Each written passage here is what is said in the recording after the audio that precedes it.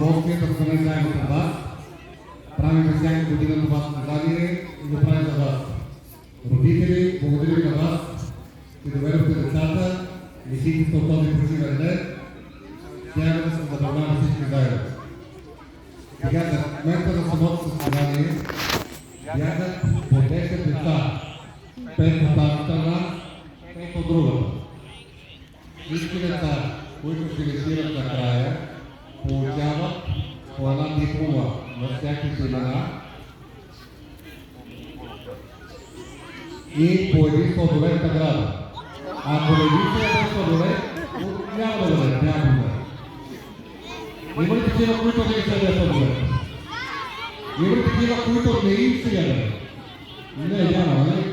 Добре. От тук този батко ще ви дава старта.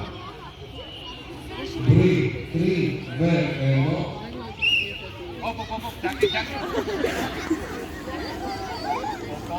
По този начин се дава старта. Накрая има същата линия, нарисувана на линия. Знамате линията, всеки, който е завършил първи, ще бъде отделен за финален старт.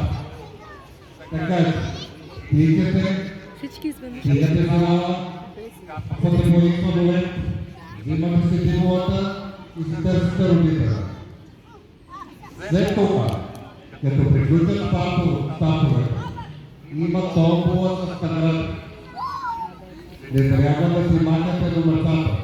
Номерцата, които носите, ще участват в томбола.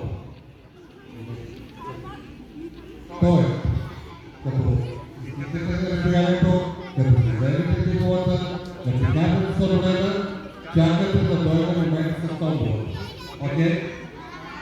Родителите, окей ли момента? Ясен ли е?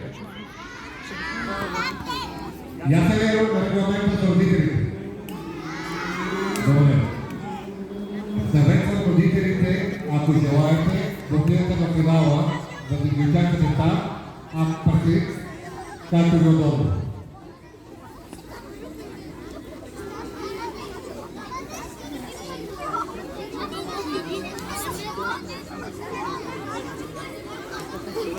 Благодаря за близките.